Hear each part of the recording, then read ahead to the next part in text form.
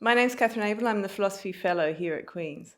I've spent a lot of time thinking about issues about the representational arts and in particular how they're used to communicate. Previously spent a lot of time thinking about pictures, so painting, drawing, and how they differ from communication in language.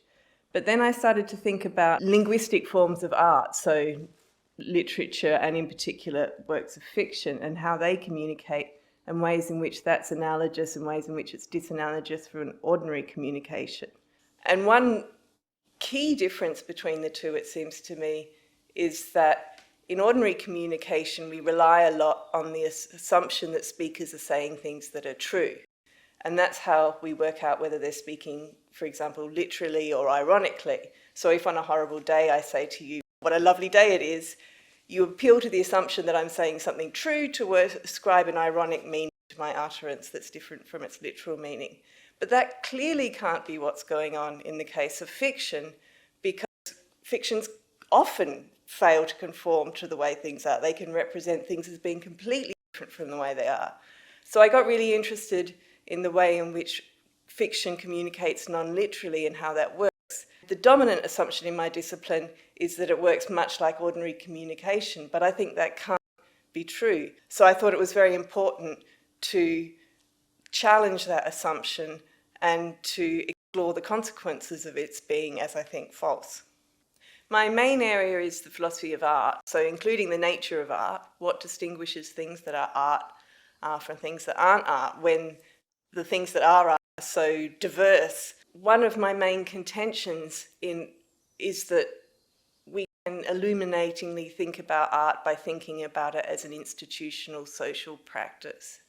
So what art is not just, well, whether or not something's art is not just a matter of how it looks, but how it fits into a social practice that we've developed over time.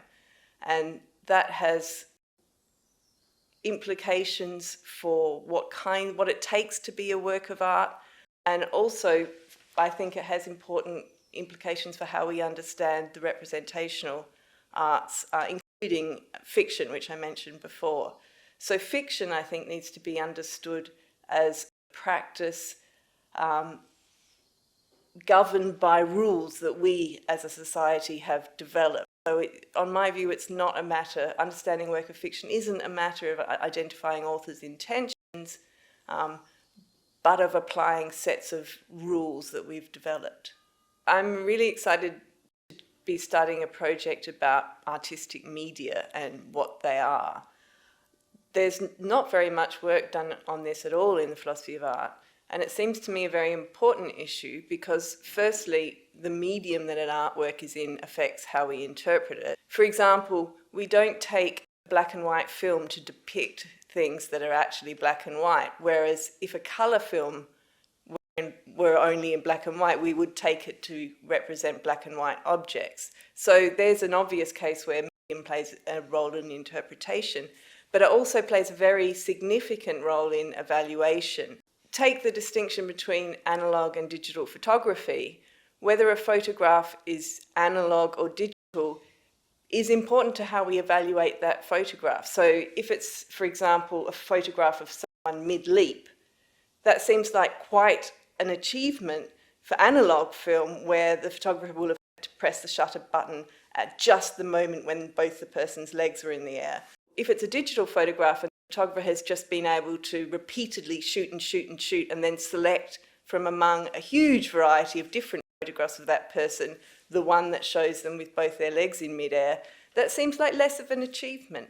And the fact that medium is relevant to evaluation in this way challenges some very well-entrenched assumptions in philosophy of art about aesthetic value.